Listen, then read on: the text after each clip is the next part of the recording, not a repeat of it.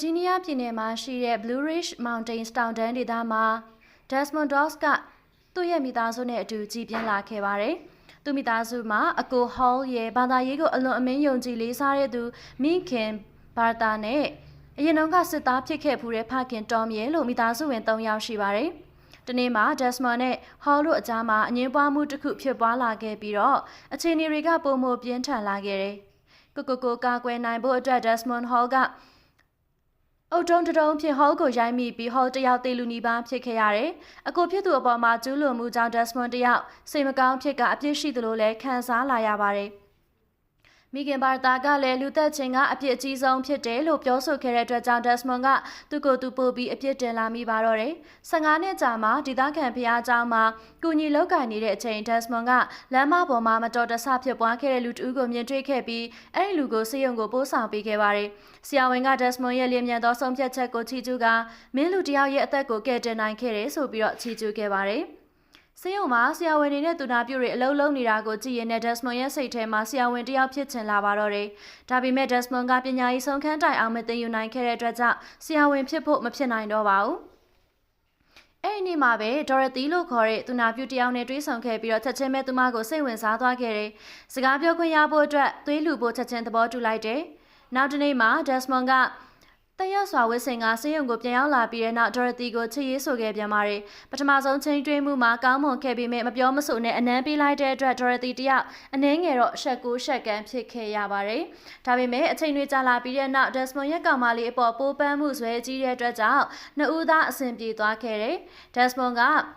ဆရာဝန်မဖြစ်နိုင်ပေမဲ့ဆေးတက်သားတယောက်တော့ဖြစ်နိုင်သေးတာမို့ဆေးပညာတွေကိုလေ့လာပြီးဆေးတက်ထဲဝင်ဖို့အတွက်ဆုံးဖြတ်လိုက်ပါတော့တယ်။ Dorothy ကဆေးပညာစာအုပ်တွေကို Desmond အားငှားရမ်းပေးကလေ့လာရန်ကူညီပေးခဲ့တယ်။မကြာမီမှာပင်ဒုတိယကမ္ဘာစစ်မှာပါဝင်ဖို့အတွက် American စစ်တပ်တို့မိဘတွေကိုအတိမပေးဘဲဝင်ရောက်ခဲ့ပါတယ်။မိခင်ဘာသာကလူသက်ချင်းကိုဖျားသခင်ရဲ့အမိန့်နဲ့ဆန့်ကျင်တယ်လို့ယုံကြည်တဲ့အတွက်ကြောင့်မနှစ်သက်ခဲ့ပါဘူး။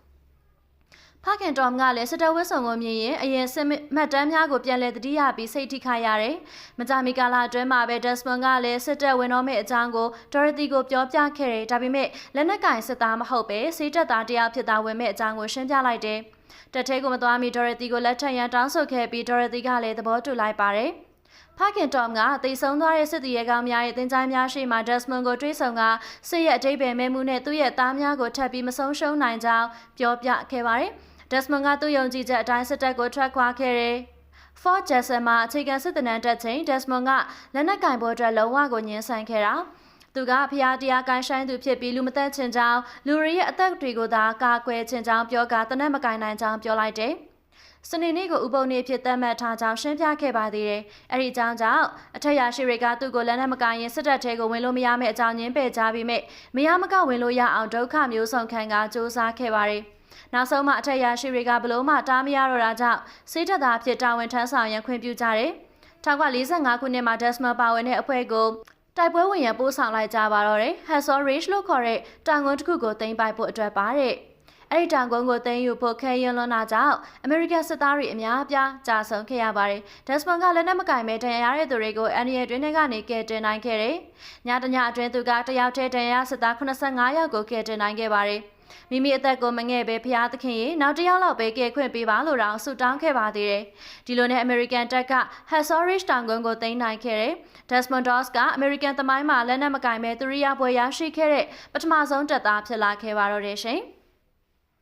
သူနဲ့ Dorothy တို့က1991ခုနှစ်မှာ Dorothy ကွယ်လွန်တဲ့အထိပျော်ရွှင်စွာလက်ထပ်ပြီးတော့နေထိုင်ခဲ့ကြတဲ့ Desmond Doss က2006ခုနှစ်သူ့အသက်88နှစ်မှာကွယ်လွန်သွားခဲ့ပါရဲ့ရှင်။